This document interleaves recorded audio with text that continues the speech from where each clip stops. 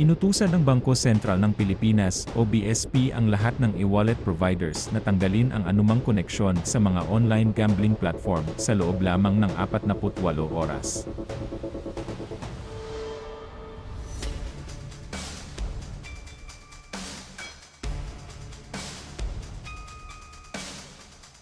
Ayon kay BSP Deputy Governor Mamerto Tangonan, malinaw ang mandato.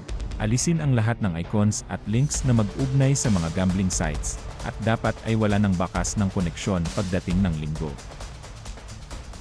Ito ay matapos mabahala ang Senado sa patuloy na pagdami ng mga Pilipinong naa-addict sa online sugal, isang problemang winawasak ang buhay, pamilya, at kinabukasan ng marami. Hindi pinalampas ni Senador Erwin Tulfo ang pagkakataon para bigyang diin ang bigat ng sitwasyon. Mariin niyang binalaan ang BSP na kung linggo ng umaga ay may makikita pa ring koneksyon sa mga e-wallet patungo sa online gambling. Handa siyang magpataw ng contempt laban sa mga opisyal na hindi susunod. Para kay Tulfo, hindi ito basta technical na issue, ito ay krisis na dapat tugunan agad bago pa lumala ang pinsala sa mamamayan. Subalit ilang mambabatas, kabilang si Senador Alan Peter Cayetano at Senate Majority Leader Joel Villanueva, ang kumuwestiyon kung bakit kailangan pang maghintay ng 2 araw bago maisagawa ang pagbabago, samantalang maaari naman daw itong alisin agad-agad. Pinunto ni Villanueva na hindi katanggap-tanggap ang pagkaantala kung ang kapalit nito ay ang kaligtasan at kapakanan ng publiko. Ipinaliwanag naman ni Tangonan na ang 48 oras ay ibinigay upang bigyan ng panahon ang mga e-wallet providers na teknikal na alisin ang mga link at icons. At para na rin mabigyan ng pagkakataon ang mga gumagamit na i-withdraw ang kanilang pera mula sa mga online gaming accounts bago tuluyang mawalan ng access. Ngunit para sa ilan sa mga senador, mas mahalaga ang agarang aksyon kaysa pagbibigay ng palugit. Sa parehong pagdinig, muling binigyang diin ni Tulfo ang matinding pinsala ng online gambling, legal man o illegal.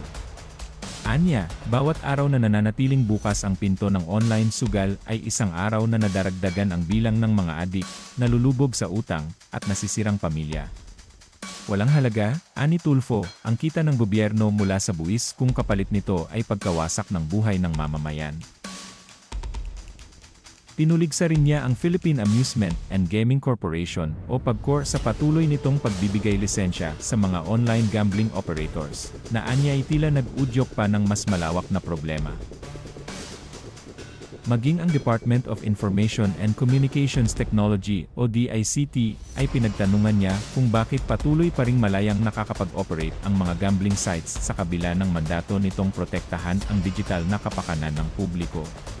Kasama ring umapela si Senadora Risa Hontiveros sa mas maigting na koordinasyon ng mga ahensya ng gobyerno.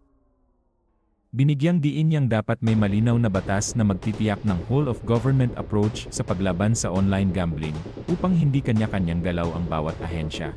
Samantala, inilatag ni Senate President Juan Miguel Zubiri ang nakakabahalang datos. Mula 8 bilyon ang gross gaming revenues, year, noong 2022. Sumirit ito sa 33.16 bilyon noong 2023 at umabot ng 135.71 bilyon sa 2024.